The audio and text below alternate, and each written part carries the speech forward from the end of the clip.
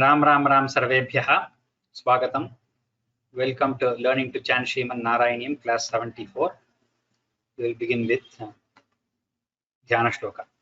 Gurureva gatirgurumeva bhaje gurunaiva sahasmi namo gurave na guroh paramam shishurasmi guroh matirasti gurau mama pahi guro Shrikanto matulo yasya janani sarvamangala Janaka Shankaro Devaha Tam Bande Kunjarananam Pitambaram Karavirajita Shankha Chakra Kaumodaki Sarasijam Karuna Samudram Radha Sahayamati Sundara Mandahasam Bhatalage Shamanisham Hridi Bhavayami. I think participants are still joining because the new website and this thing. You can tell your friends how you did it, or you can post it on Telegram if somebody is there. I already did so. We will go to revision. Hrishita, you can begin. Nisham satarakam sate. Risham satarakam sate kimumaya vinishpishtaya babhuva bhavadantakah vachana chintyatante hitam iti tvadanuja vibho khalamudiryatan jakmushi Marutganapanayita Puvicha Mandiranye Yushi Prage Punaragatmaja Vachanamirita Bhubhuja Pralamba Bakaputana Pramukhadana Vamaninaha Bhavan Nidhanakam Yaya Jagati Papramurnirbhayaha Kumaraka Vimaraka Kimivatushkaran Nishkripaihi Aho ततः पशुपमन्दिरे त्वयि मुकुन्दनन्द प्रिया प्रसूति शयने शये रुदति किञ्चिदञ्चत्पदे विबुध्यवनिता जनैस्तनय सम्भवे घोषिते मुदा किमु वदाम्यहो सकलमाकुलं गोकुलम् अहो खलु यशोदया नवकलाय चेतो हरं भवन्तमलमन्तिके प्रथममापिबन्त्यादृशा पुनस्तनभरन् निजं सपदि पाययन्त्या मुदा मनोहरतनुस्पृशा जगति पुण्यवन्तो जिताः भवत्कुशलकाम्यया सखलु नन्दगोपस्तदा प्रमोदभरसङ्कुलो द्विजकुलाय किन्ना ददात् तथैव पशुपालकाः किमु न मङ्गलन्ते निरे जगत्कृतय मङ्गलत्वमिह पाहि मामामयात् इति श्रीमन्नारायणीये योगमाया नयनादिवर्णनं नाम 39तमं दशकं समाप्तं नारायणाखिलगुरो भगवन्नमस्ते अथ 40तमं दशकम् One second, I'll just make. Arjun, you can tell these first 4 shlokas. Just before that, I will see if somebody has mailed and they're still stuck in the other link. I think attendance is less than half of usual. I'm sure a lot of people are there.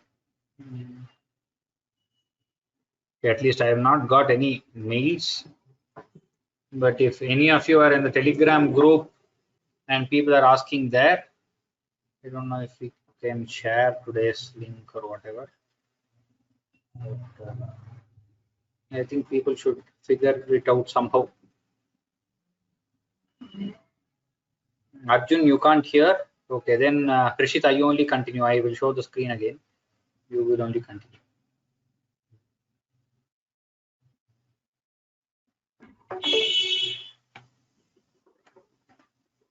अथ 40तमं दशकम् तदनु नन्दममन्दशुभास्पदं नृपपुरीङ्करदानकृते गतं समवलोक्य जगाद भवत्पिता विदितकं ससहाय जनोद्यमः अयि सखे तव बालक जन्म मां सुखयतेद्य निजात्मज जन्मवत् इति भवत्पितृताम्रजनायके समधिरूप्य शशंसतमादरात् इह च सन्त्यनिमित्तशतानि ते कटकसीन्निततो लघुगम्यताम् इति च तद्वचसा व्रजनायकः भवदपायभियादृतमाययौ अवसरे खलु तत्र च काचन व्रजपदे मधुराकृतिरङ्गना तरलषट्पदलालितकुन्तला कपटपोतकते निकटं गता. Okay, I think. Okay, I know mail has been sent out. Hopefully, people are aware. It was sent out yesterday itself, or maybe today also. It should have been straightforward, maybe slightly easier than the usual itself. You just go to the website and then click on join class. It appears on your home screen. Then you have a class that day and somewhat close to that time. And now we will just go to the next shloka. Prishita, you can, yeah, fifth shloka.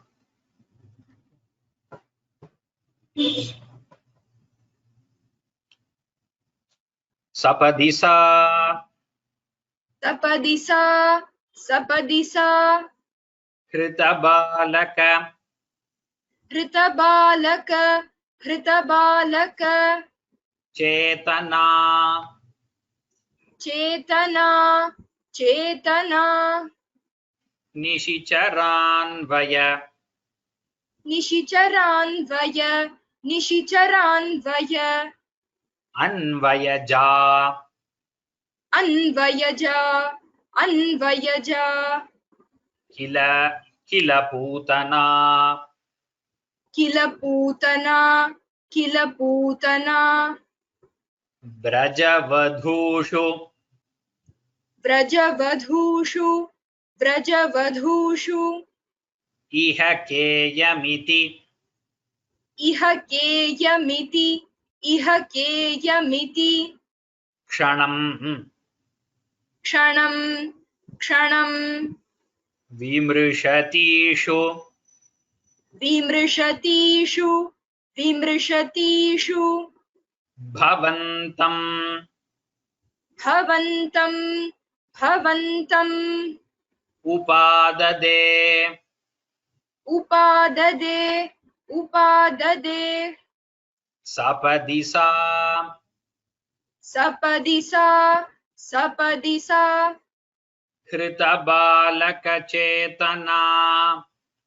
हृतबालकचेतना हृतबालकचेतना निशिचरान्वयजा निशिचरान्वयजा निशिचरान्वयजा किल पूतना किल पूतना किल पूतना व्रजवधूष्विह व्रजवधूष्विह व्रजवधूष्विह केयमिति क्षणम् केयमिति क्षणं केयमिति क्षणं विमृशतीषु विमृशतीषु विमृशतीषु भवन्तमुपाददे भवन्तमुपाददे भवन्तमुपाददे सपदिसा हृतबालकचेतना सपदिसा हृतबालकचेतना सपदिसा हृतबालकचेतना निशिचरान्वयजा किल पूतना निशिचरान्वयजा किल पूतना निशिचरान्वयजा किल पूतना व्रजवधूष्विह केयमिति क्षणम् व्रजवधूष्विह केयमिति क्षणं व्रजवधूष्विह केयमिति क्षणं विमृशतीषु भवन्तमुपाददे विमृशतीषु भवन्तमुपाददे विमृशतीषु भवन्तमुपाददे सपदिसा हृतबालकचेतना निशिचरान्वयजा किल पूतना व्रजवधूष्विह केयमिति क्षणं विमृशतीषु भवन्तमुपाददे. Okay, we'll go to next shloka. I'm not sure if we have another panelist also. Arjun is here. I'm just checking. You only will take next shloka also, Rishita. 6. I'll see if anyone else is there. Just like the attendees, even.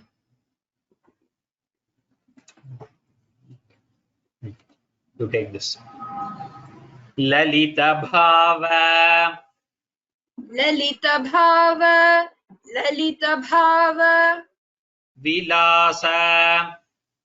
Vilasa, Vilasa, Hritatmabhihi. Hritatmabhihi, Hritatmabhihi, Yuvatibhihi. Yuvatibhihi, Yuvatibhihi, Pratirodhum. Pratirodhum, Pratirodhum, Aparita. Aparita, Aparita, Tanamasau. Stanamasau, Stanamasau, Bhavananta. Bhavananta, Bhavananta, Nishedushi. Nishedushi, Nishedushi, Pradadushi. Pradadushi, Pradadushi, Bhavate. Bhavate, Bhavate, Kapatatmane. Kapatatmane, Kapatatmane, Lalita Bhava Vilasa. Lalita Bhava Vilasa, Lalita Bhava Vilasa, Hritatmabhihi. Hritatmabhihi, Hritatmabhihi, Yuvatibhihi. Yuvatibhihi, Yuvatibhihi, Pratirodhum. Pratirodhum, Pratirodhum, Aparita. Aparita, Aparita, Stanamasau. Stanamasau, Stanamasau, Bhavananta Nishedushi. Bhavananta Nishedushi, Bhavananta Nishedushi, Pradadushi Bhavate. Pradadushi Bhavate, Pradadushi Bhavate, Kapatatmane. Kapatatmane, Kapatatmane, Lalita Bhava Vilasa Hritatmabhihi. Lalita Bhava Vilasa Hritatmabhihi, Lalita Bhava Vilasa Hritatmabhihi, Yuvatibhih Pratirodhumaparita. Yuvatibhih Pratirodhumaparita, Yuvatibhih Pratirodhumaparita, Tanamasau Bhavananta Nishedushi. Stanamasau Bhavananta Nishedushi, Stanamasau Bhavananta Nishedushi, Pradadushi Bhavate Kapatatmane. Pradadushi Bhavate Kapatatmane, Pradadushi Bhavate Kapatatmane, Whole shloka. Lalita Bhava Vilasa Hritatmabhihi, Yuvatibhih Pratirodhumaparita, Stanamasau Bhavananta Nishedushi, Pradadushi Bhavate Kapatatmane. Good. And just on Telegram, many people are saying, yeah, there is that pop-up window option that you will have to disable or whatever. in Google Chrome. For those who are present, I don't know if you can help others or you can put it on the group. There is something called pop-up window on Google. Maybe I should show you, I don't know, but it comes. I will share the screen. You'll be able to see this is the Telegram group that we have, and when you press that Sanskrit from home link and you say join now, you will get a pop-up. Pop-ups are usually blocked from new websites. So on Google, you will get something, on Google Chrome, you will get something here saying pop-up is blocked. You have to press that and say enable, allow always from this website, something like that you have to do. Once you're done, and then I think from once all this is set up, from next time you just go to the website, you say join now, it will happen. But first time it is always little. Arjun, next sloka. We have only 137 people. Usually it's about 250. It's about half the attendance. Arjun, video Arjun. If one of you can type out whatever I said clearly on Telegram, then it would be useful for others. The pop-up thing. Arjun, can you speak? Tell Ram Ram. Ram Ram. Okay. At least your voice is heard. Okay, for now we'll continue. Try switching on the video or we'll see. Samadhiruhya. Samadhiruhya. Samadhiruhya. Tadankam. Tadankam. Tadankam. Ashankitaha. Ashankitaha. Ashankitaha. Tvamatha. Tvamatha. Tvamatha. Balakala. Balakala. Balakala.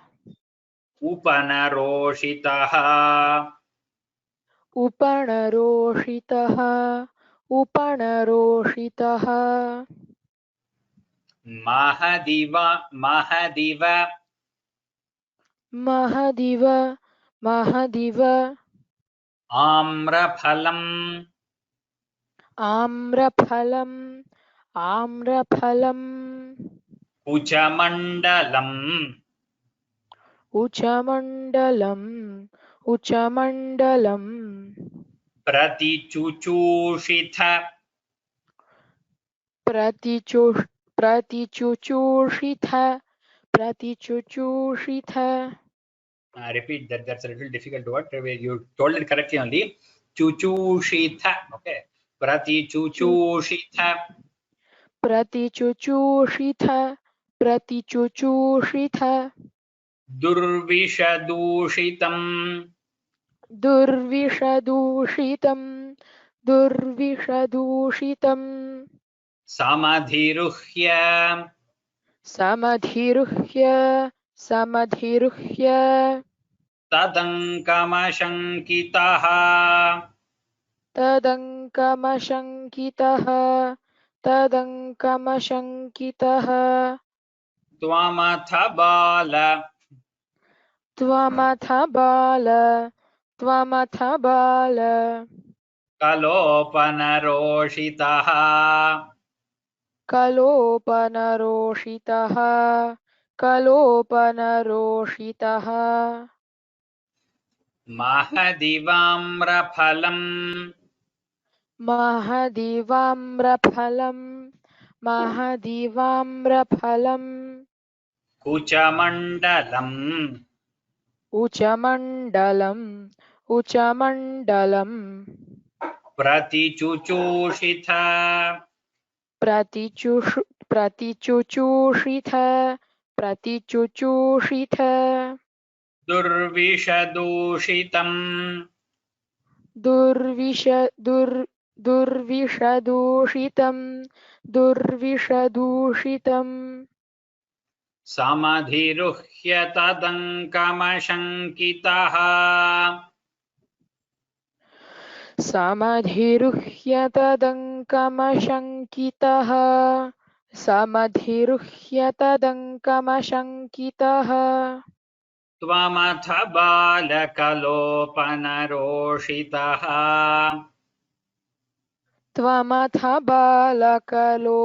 त्वमथ बालकलोपणरोषितः त्वमथ बाल कलोपन you should say na tana. Oh, okay.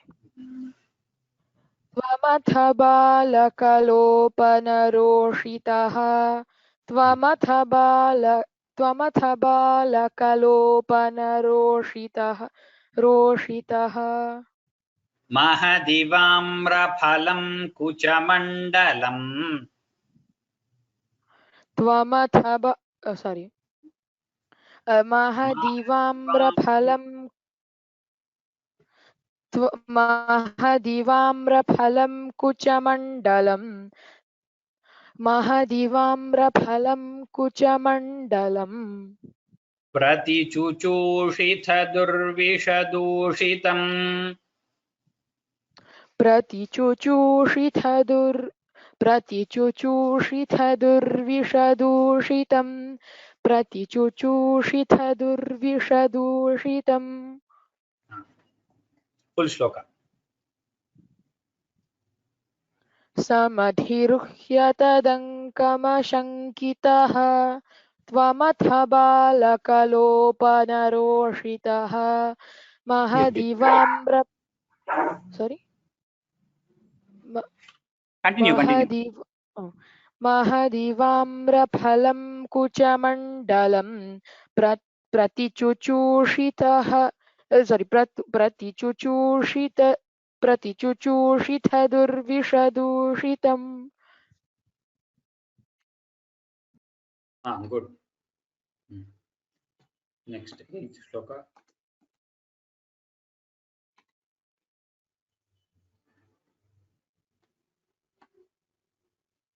असुभिरेव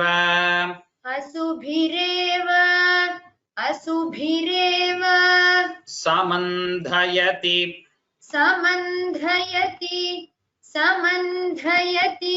त्वयि स्तनमसौ स्तनितोप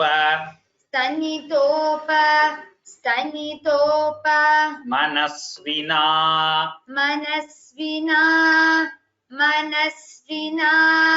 निरपतते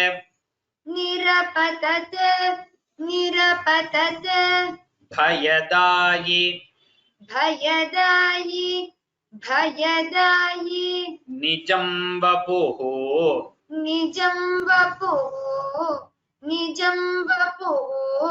प्रतिगता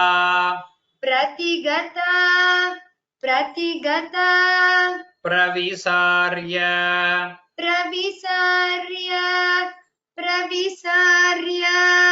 भुजावुभौ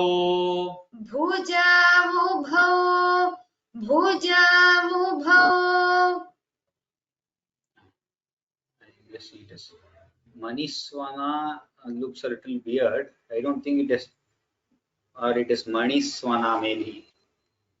Let's just check it. It is mostly Maniswana. Mani with the takarana actually.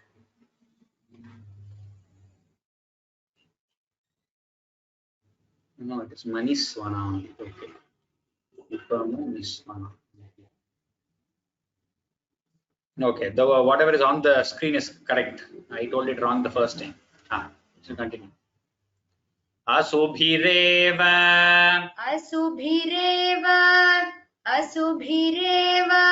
समन्धयति त्वयि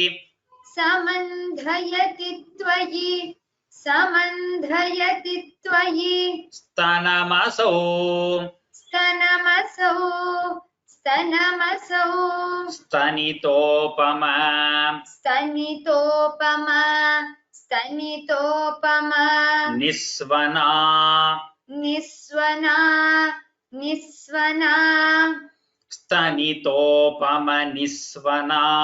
स्तनितोपमा निस्वना स्तनितोपम निस्वना निरपतद्भयदायि निरपतद्भयदायि निरपतद्भयदायि निजं वपुः निजं वपुः निजं वपुः प्रतिगता प्रविसार्य प्रतिगता प्रविसार्य प्रतिगता प्रविसार्य भुजावुभौ भुजावुभौ भुजावुभौ असुभिरेव समन्धयति त्वयि असुभिरेव समन्धयति त्वयि असुभिरेव समन्धयति त्वयि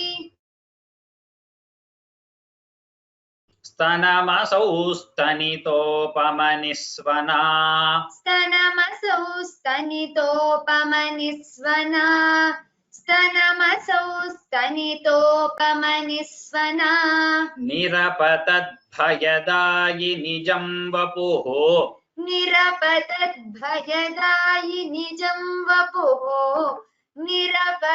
निरपतद्भयदायि निजं वपुः प्रतिगता प्रविसार्य भुजावुभौ प्रतिगता प्रविसार्य भुजावुभौ प्रतिगता प्रविसार्य भुजावुभौ असुभिरेव समन्धयति त्वयि स्तनमसौ स्तनितोपमनिस्वना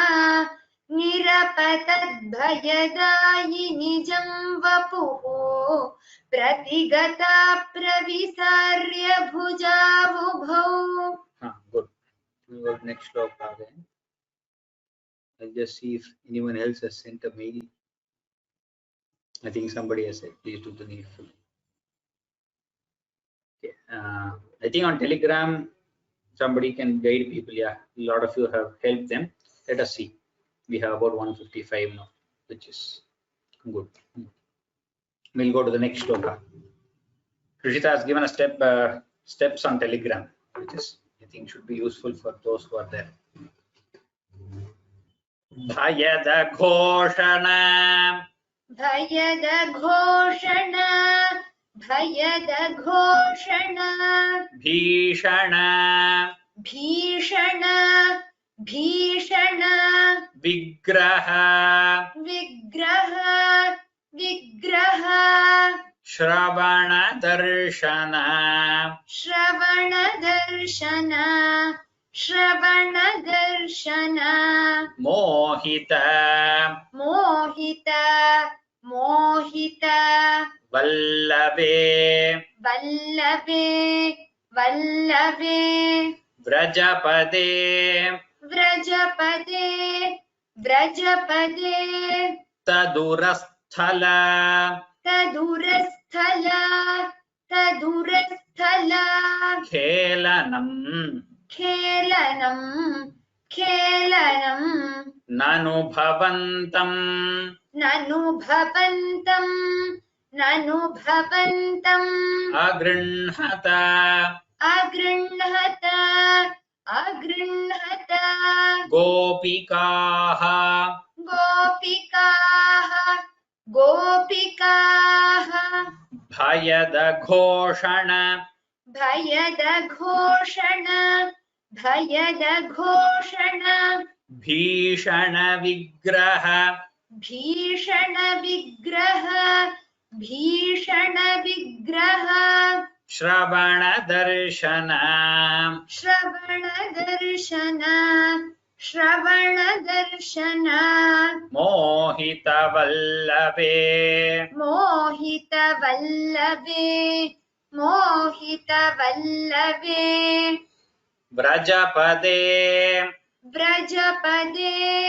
व्रजपदे तदुरस्थल खेलनम् तदुरस्थल खेलनं तदुरस्थल खेलनं ननु भवन्तं ननु भवन्तं ननु भवन्तम् अगृह्णत गोपिकाः अगृह्णत गोपिकाः अगृह्णत गोपिकाः भयदघोषण भीषण विग्रह भयदघोषण भीषण विग्रह भयदघोषण भीषण विग्रह श्रवण दर्शन मोहित वल्लभे श्रवण दर्शन मोहित वल्लभे श्रवण दर्शन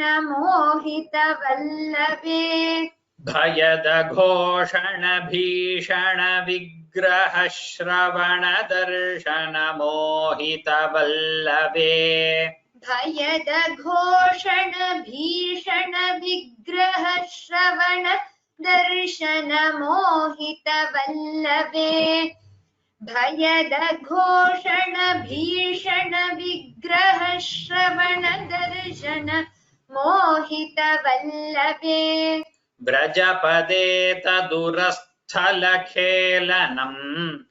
व्रजपदे तदुरस्थलखेलनम् व्रजपदे तदुरस्थलखेलनम्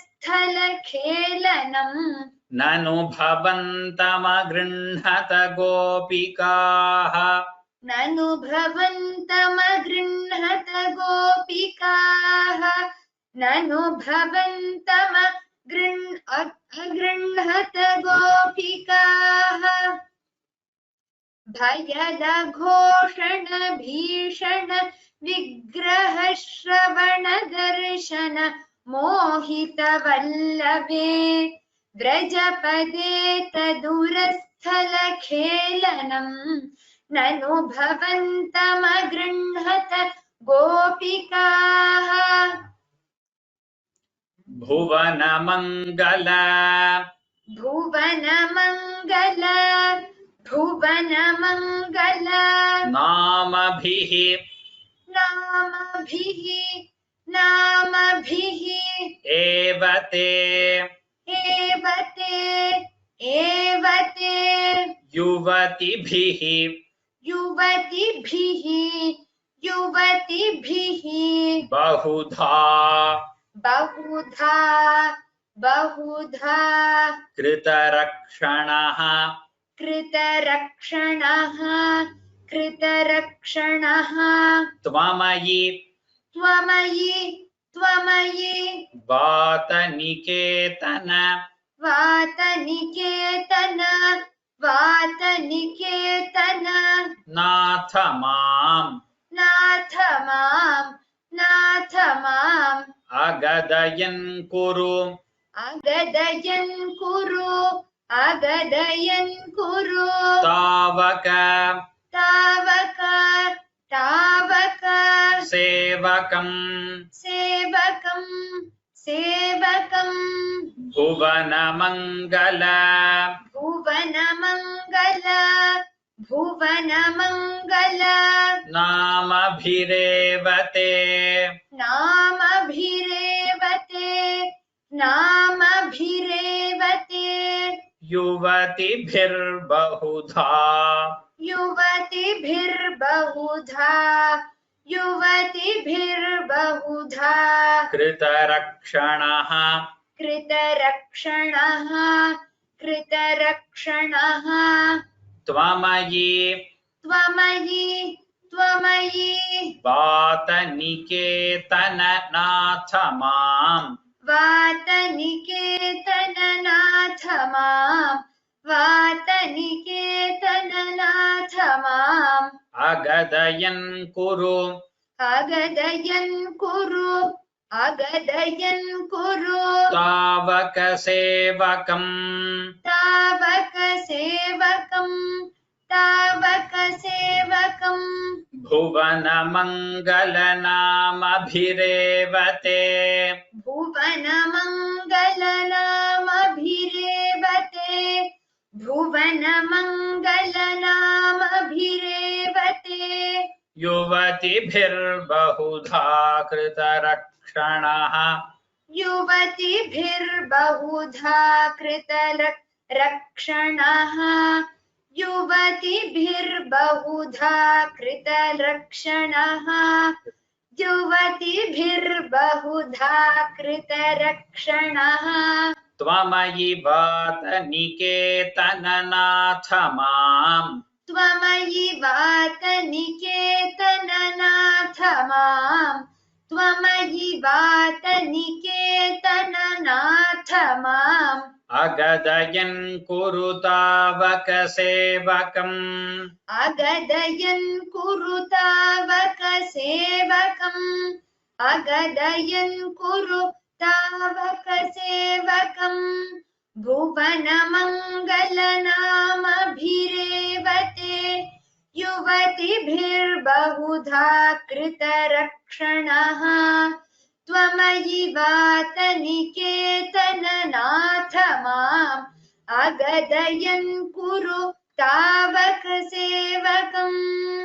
गुड इति श्रीमन्नारायणीये इति श्रीमन्नारायणीये इति श्रीमन्नारायणीये पूतनामोक्षन्नाम पूतनामोक्षन्नाम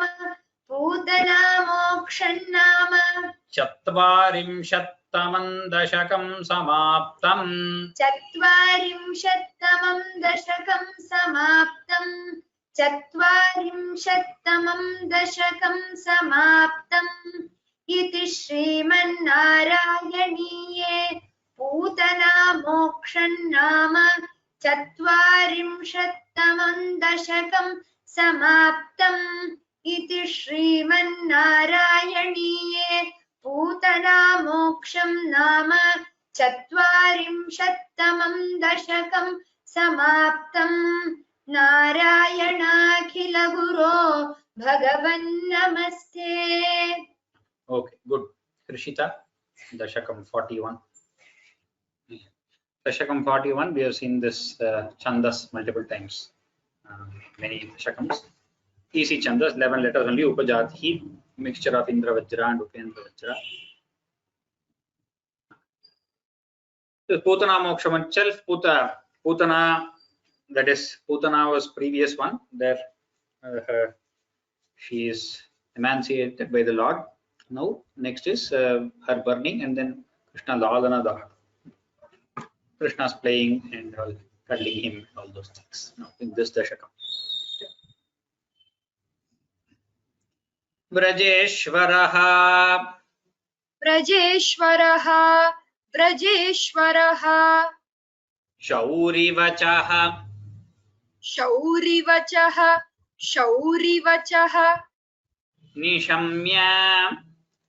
निशम्य निशम्य Samabrajan.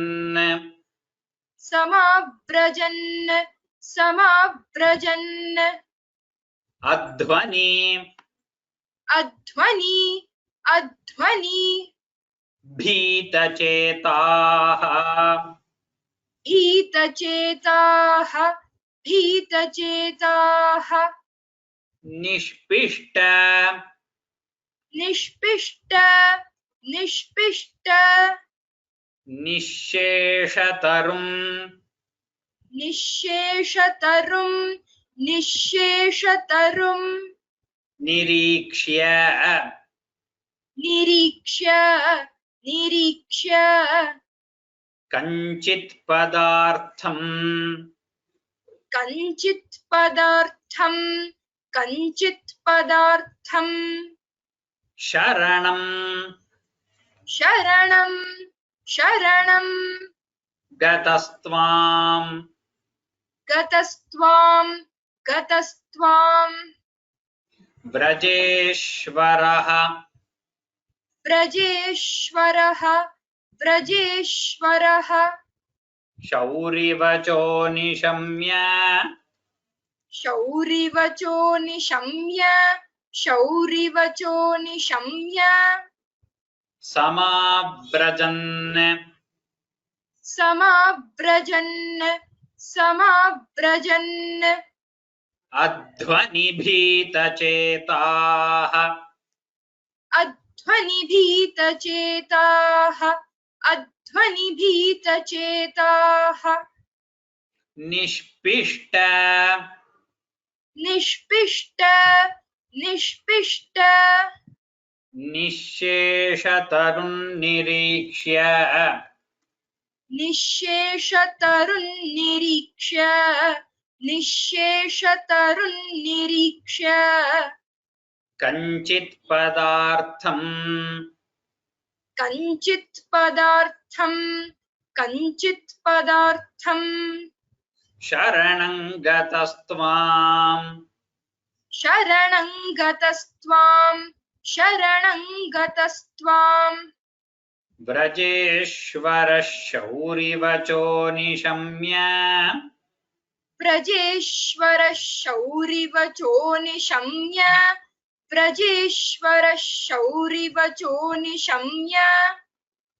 समाव्रजन्नध्वनिभीतचेताः समाव्रजन्नध्वनिभीतचेताः निष्पिष्टनिःशेषतरुन्निरीक्ष्य निष्पिष्टनिःशेषतरुन्निरीक्ष्य कञ्चित् पदार्थं शरणं गतस्त्वाम् कञ्चित् पदार्थं शरणं गतस्त्वाम् कञ्चित् पदार्थं शरणं गतस्त्वाम् व्रजेश्वरः शौरिवचो निशम्य समाव्रजन्नध्वनिभीतचेताः निष्पिष्टनिःशेषतरुन्निरीक्ष्य कञ्चित् पदार्थं शरणं गतस्त्वाम् Good.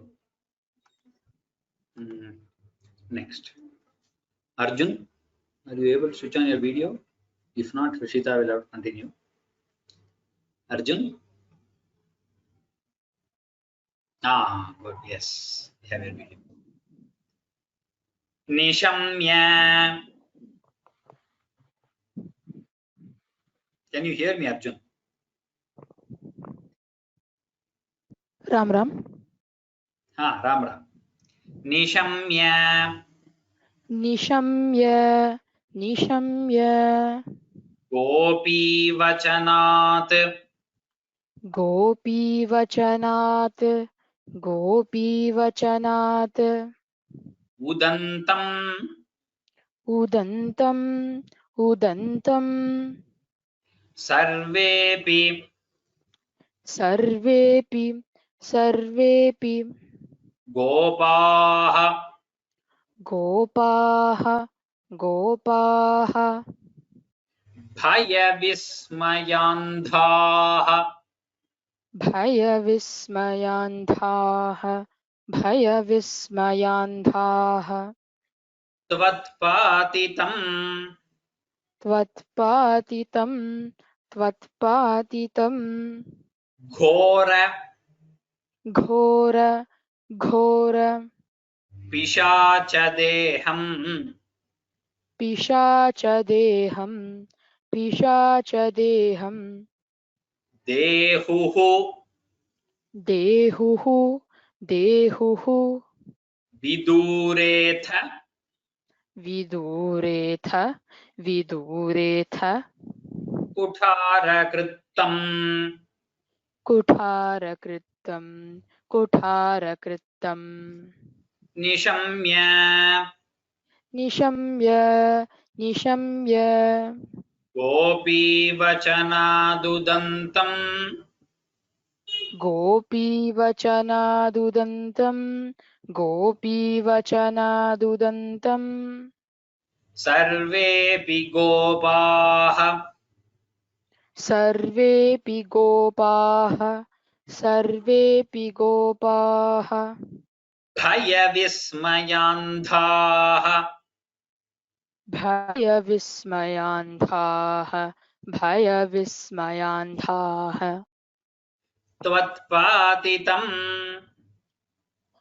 Tvatpatitam. Tvatpatitam. Ghora pishachadeham. Ghora pishachadeham. घोरपिशाचदेहम् देहुर्विदूरेऽथ देहुर्विदूरेऽथ देहुर्विदूरेऽथ कुठारकृत्तम्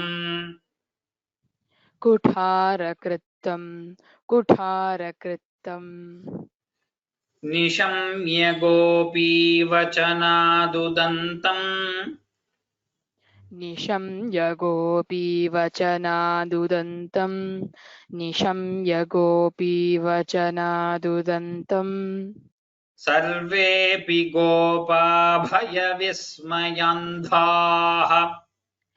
सर्वेऽपि गोपा भयविस्मयान्धाः सर्वेऽपि गोपा भयविस्मयान्धाः त्वत्पातितं घोरपिशाचदेहम् त्वत्पातितं घोरपिशाचदेहं त्वत्पातितं घोरपिशाचदेहम् देहुर्विदूरेऽथ कुठारकृत्तम् देहुर्विदूरेऽथ कुठारकृत्तम् देहुर्विदूरेऽथ कुठारकृत्तम् निशम्य गोपीवचनादुदन्तं सर्वेऽपि गोपा भयविस्मयान्धाः त्वत्पातितं घोरपिशाचदेहं देहुर्विदूरेऽथ कुठारकृत्तम् Good. Krishita, last shloka for today. If not for this section, maybe we would have done a couple of more, but it's okay. The shlokas are getting easier. These are the small chandas. Most of Krishna Avatara we play this. There are a few difficult dashakams like Rasa Krida, dance, and a couple of others. But otherwise, on the whole, the shlokas are shorter. And since we also have gone through a lot of these things, we can do it. Tvatpita. Tvatpita, Tvatpita, Utastana. Utastana, Utastana, Tacharirat. Tacharirat, Tacharirat, Samuchalan. Samuchalan, Samuchalan, Uchataro hi dhumaha. Uchataro hi dhumaha, Uchataro hi dhumaha, Shankamadhat. Shankamadhat, Shankamadhat, Agaravaha. Agaravaha, Agaravaha, Kimeshaha. Kimeshaha, Kimeshaha, Kinchandanaha. Kinchandanaha, Kinchandanaha, Gaulgulavaha. Gaulgulavaha, Gaulgulavaha, Athaveti. Athaveti, Athaveti, Tvatpitaputastana. Tvatpitaputastana, Tvatpitaputastana, Tacharirat. Tacharirat, Tacharirat, Samuchalan. Samuchalan, Samuchalan, Uchataro hi dhumaha. Uchataro hi dhumaha, Uchataro hi dhumaha, Shankamadhat. Shankamadhat, Shankamadhat, Agaravah kimeshaha. Agaravah kimeshaha, Agaravah kimeshaha, Kinchandanaha. Kinchandanaha, Kinchandanaha, गौल्गुलवोऽथ वेति गौल्गुलवोऽथ वेति गौल्गुलवोऽथ वेति त्वत्पीतपूतस्तनतच्छरीरात् त्वत्पीतपूतस्तनतच्छरीरात् त्वत्पीतपूतस्तनतच्छरीरात् समुच्चलन्नुच्चतरो हि धूमः समुच्चलन्नुच्चतरो हि धूमः समुच्चलन्नुच्चतरो हि धूमः शङ्कामधादागरवः किमेषः शङ्कामधादागरवः किमेषः शङ्कामधादागरवः किमेषः किञ्चान्दनो गौल्गुलवोऽथ वेति किञ्चान्दनो गौल्गुलवोऽथ वेति किञ्चान्दनो गौल्गुलवोऽथ वेति त्वत्पीतपूतस्तनतच्छरीरात् समुच्चलन्नुच्चतरो हि धूमः शङ्कामधादागरवः किमेषः किञ्चान्दनो गौल्गुलवोऽथ वेति. Good. So somebody asked why the hyphen in the first line. This is the first time it has been used, I think. It just means the whole word is just one single word. There should be no space in between. But for reading purpose, since it becomes easier, wherever there is a word split within the samasa, there are some padas.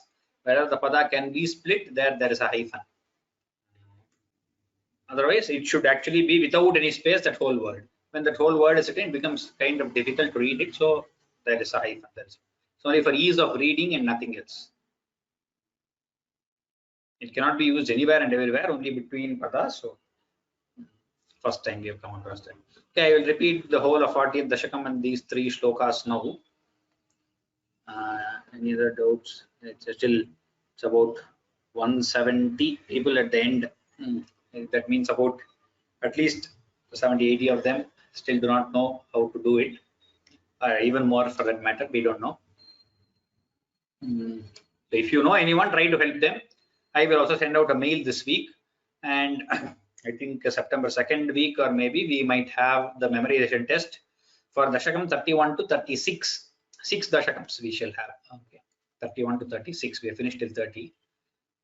I'm changing the number of Dashakams we have per test. 31 to 36. Then I will tell you later, but it will be mostly about September 2nd week, 3rd week, around September 15th. So be prepared. Those who are doing memorization test, those who want to do newly also, you can always join. Memorization test is open for all every time. Whichever you by heart, whichever you memorize, please tell during test. But at least it should be, those 6 Dashakam should be there. Beyond that, you can tell the previous Dashakam 1 or 2, 10 or 15, or how many ever you can memorize. Okay? That is left to all of you. So this information for new participants. But anyway, I will tell you exactly. I will announce. I will send out detailed mails with the link and all those registration. You will know. Now I will tell this whole Dashakam. If you have any questions, you can type it. I don't think many of them are not even present, and other than that, I don't think there are many pronunciation. The webinar ID is not the same. That is the whole problem. If the webinar ID was the same, then you can use an old mail and then you could have just logged in. Webinar ID is not the same, and hopefully I will see whether I get hold of the webinar ID. I don't know. Maybe it is here. It is here 164161419. And somebody can write it down, or I'll just put it for everyone. Somebody can put this on this thing. Maybe I should put it in the beginning itself. Nonetheless, you can put this on Telegram. This is the webinar ID. I've sent it to everyone on chat. You can put it on Telegram. Maybe some others who are finding it difficult to join, till they understand it, they can join using this ID. I don't know if it asks for a password. But once you get set, I think through the website, you just go to the website, one click, you are here. So it is not a big issue. only first time it's going to be a problem. अथ चत्वारिंशत्तमं दशकम् तदनु नन्दममन्दशुभास्पदम् नृपपुरीं करदानकृते गतम् समवलोक्य जगाद भवत्पिता विदितकं ससहाय जनोद्यमः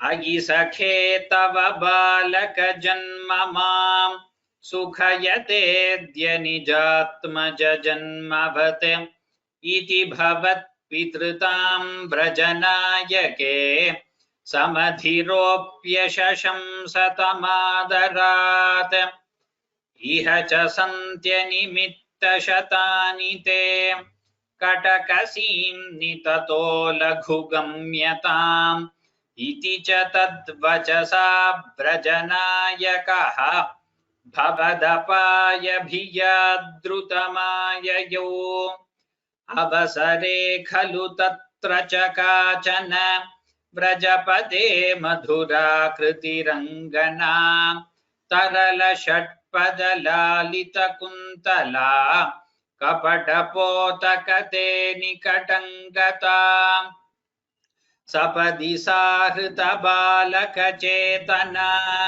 निशिचरान्वयजा किल पूतना व्रजवधूष्विहकेयमिति क्षणं विमृशतीषु भवन्तमुपाददे ललितभावविलासहृतात्मभिः युवतिभिः प्रतिरोद्धुमपारिता स्तनमसौ भवनन्तनिषेदुषी प्रददुषी भवते कपटात्मने समधिरुह्य तदङ्कमशङ्कितः त्वमथ बालकलोपनरोषितः महदिवम्रफलङ्कुचमण्डलम् प्रतिचुचूषित दुर्विषदूषितम् असुभिरेव समन्धयति त्वयि स्तनमसौ स्तनितोपमनिस्वना निरपतद्भयदायिनि जम्बपुः प्रतिगता प्रविसार्य भुजाबुभौ भयदघोषण भीषण विग्रह श्रवण दर्शन मोहितवल्लभे व्रजपदे तदुरस्थलखेलनम् ननु भवन्तमगृह्णत गोपिकाः भुवनमङ्गलनामभिरेव ते युवतिभिर्बहुधा कृतरक्षणः त्वमयि वातनिकेतननाथ माम् अगदयन् कुरुतावकसेवकम् इति श्रीमन्नारायणीये पूतनामोक्षं नाम चत्वारिंशत्तमं दशकं समाप्तम्। नारायणाखिल गुरो भगवन्नमस्ते। न्यू दशकं first 3 shlokas.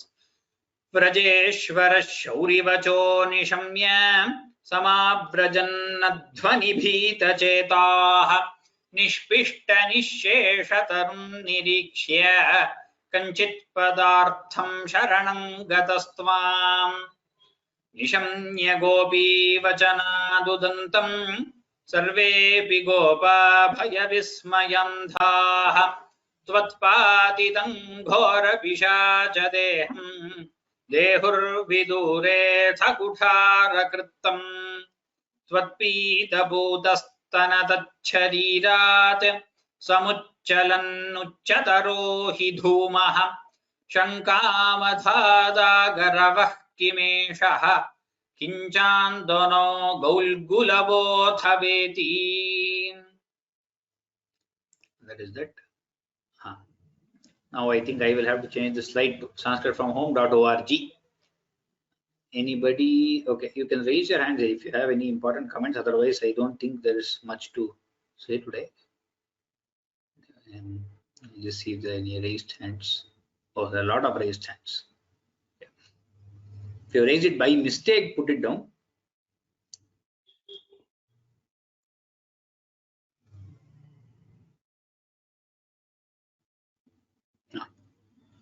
Vidya Gokul, then Venkateshwaran. You can unmute yourself and speak. Vidya Gokul. Ram Mahoday. My doubt is regarding the last shloka of Dashakam 38, which is Seshena Bhuripana Varita Varinath. The doubt is regarding the Sandhi at the last place where it is Varina plus Atha. Correct. But I see in my book there is an Avagraha Chinnam after the Varina. So does that, why does that happen in Savarna Dirgha Sandhis, or why is it written like that? Avagraha Chinna is a very new concept, probably developed over the past few decades or maybe a century. There is no Avagraha Chinna at all in Samskrita vocabulary. That is only to know that there is an extra akara. So some people use it while writing in Savarna Dirgha, some people use it in Purva Rupa and all those. But that is only usage. It is never used in old text. If you see, there is no Avagraha Chinna at all anywhere. There is nothing called Avagraha Chinna. New script. Okay, I see. Okay, thank you. Thank you so much. Yes. Sir, so the Sandhi is Savarna Dirgha.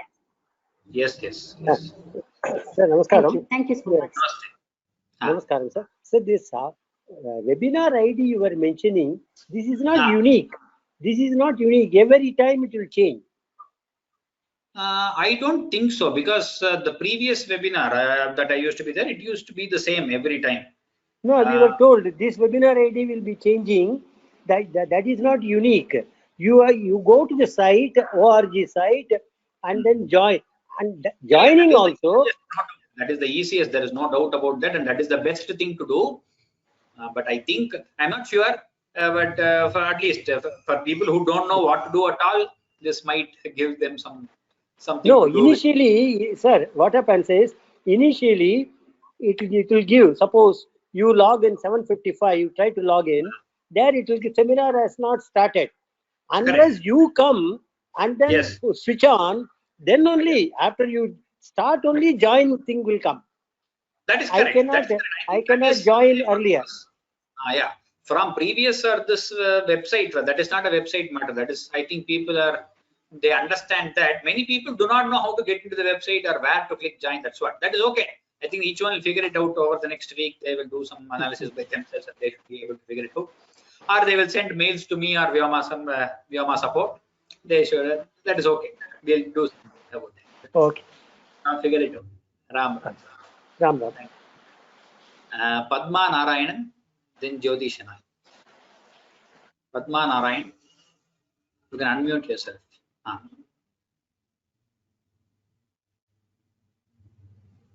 Padma Narayan or Jyoti Shanai.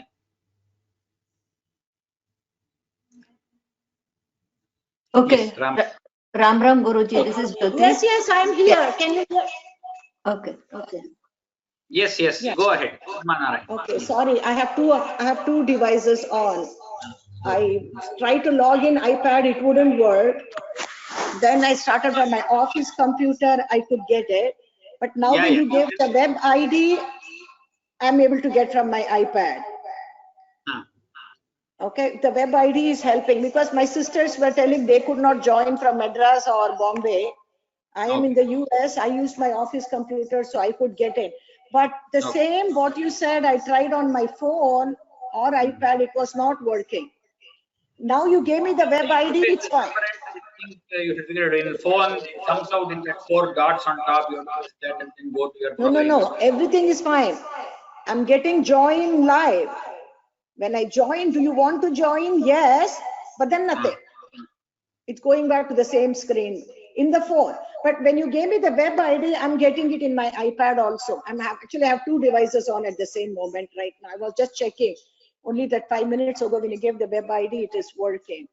So okay, I think that's what these kind of things, everybody, they should just with their own devices and things, they will each one. Yeah. So I can give this number to all my family members. They can use it from next time on. Okay. Thank you, sir. Thank you. Ram. Jyoti Shanai. Yeah, Ram Guruji, can you hear me? Yeah. I have two questions. The first one is Dashakam 40, sloka number 3. In the third line, I have it. Iti chatadvacha savrajanayako. I don't have it as kaha. I have it as ko. I think you should be familiar with that now. That is a sandhi which we are always splitting and making the visarga instead of the okara. Okay. So in case by mistake, if I say ko, then it's wrong. When we are splitting, it is not good to say that. If you're telling both those lines together, you can say Vrajanayako. Okay, so, because in the Shastri book, the third and the fourth has come in one line. Yeah. In all the books, it will be like that only. They will put it as ko only. Nobody will put it as kaha over here. Even here, okay. It is ko only. I will change this to kaha. This is not wrong either. It is not a mistake. It is not a printing mistake also. We are splitting and saying. We are telling pada by pada, so we are splitting and putting visarga. So you should write down in pencil or pen. You have to put a bracket next to it and write the visarga in your book. Yeah, I've done that. Yeah, and and the second question is in Dashakam 37. The Dashakam 37, the third line. I'm a little confused on the pronunciation. Tvadvacham radhaye nishamya sakala nananda or sakalan ananda. How do we pronounce it? It is sakalan ananda is the two words. So when you're telling it together, it doesn't matter. It is sakalan ananda. So I can pronounce it as sakalan ananda, right? That is how it is. Okay. So it's not like sakalan ananda. It's not that. While reciting together, it is not like that. Okay. Thank you, Guruji. And I had also the same problem. I went to the web, but I could not join from the web directly. And I missed the first 5 minutes. So I missed Rishita's 6 to 10 revision of Dashakam 39. Yeah. That is. Yeah. So next time I can directly go to the link. I don't have to go to the web, no? I'm not. I think everyone the best thing is to go to that website and then you will get a join something over there. You just click that button. I think you should be able to join. But that gentleman said that till you come, we cannot join. The previous one. That is usual. That is even the previous one. It was like that. It will show you a screen which says the webinar has not started and things like that. Oh, okay. As usual, like before. That's all. Okay. Thank you, Guruji. First time I was late in joining. No problem. Okay. Thanks. Panchanadam Mahodaya.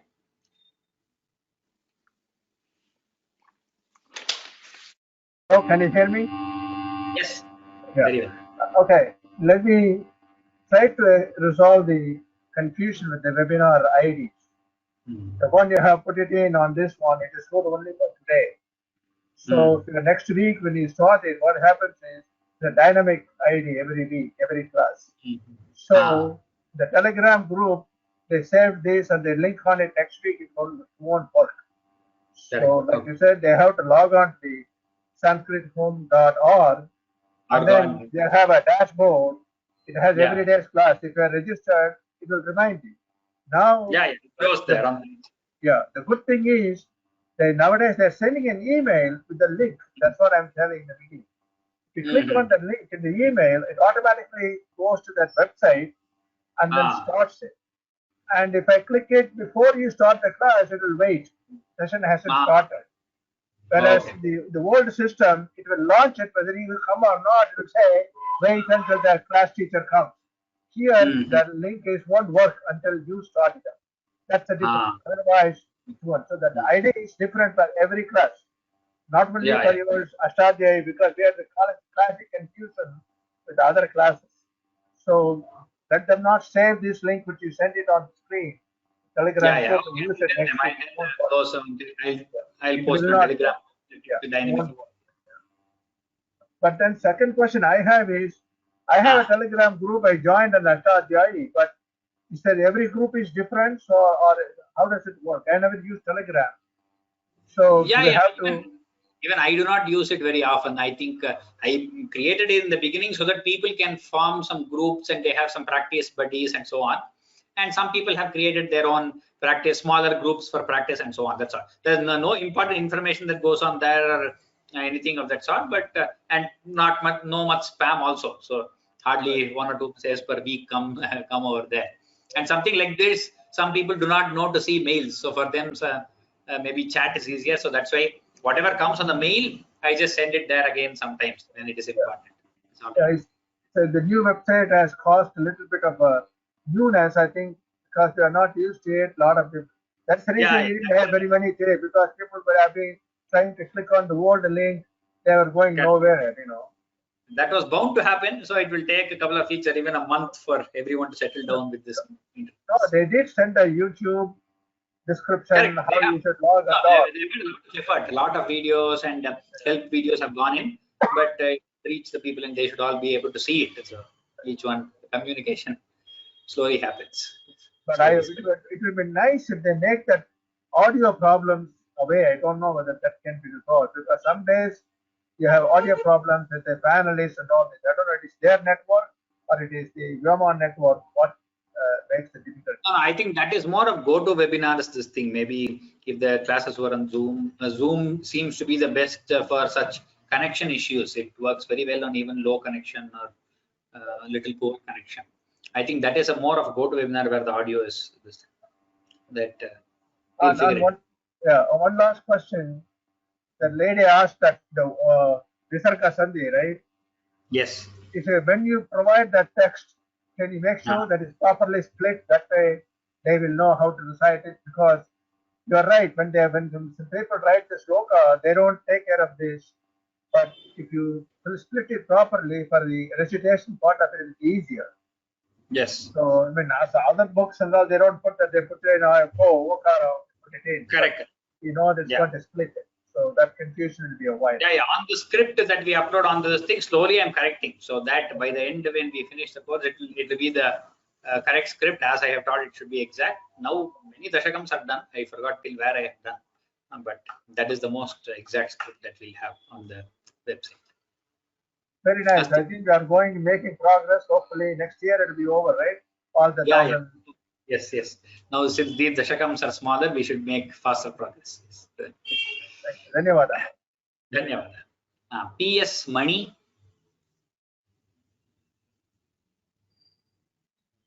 PS Mani, anything to say? If you can unmute yourself. If not, we'll end today's class. I'm not able to see you. Okay. Astu. Some other question is there. Will the ID be different from memorization test? Memorization test, when I send the link, I will send it. You will have a button to click to the memorization test. That I will just see. I don't think memorization test, I won't change the link. We go to meeting. But once we had it on Zoom also, so I think Zoom will be better. So Kal Krishnan sir also says everyone should be able to go to Google and then just say sanskritfromhome.org. It gives the reset password link. So you will get a reset password link to your email, and then you can just go and reset the password, and then after that it is just straightforward. You just put a new password, not the password you used from before. So Kal Krishnan Mahodaya said, so as usual, your mails may go to spam mail. Please just all your folders, promotions, forum and all those things, updates and spam and everything. Please check all those things. I think. Okay. Shubhamastu sarvebhyah ram ram ram. We will see next weekend Saturday. Ram ram ram. Shubham.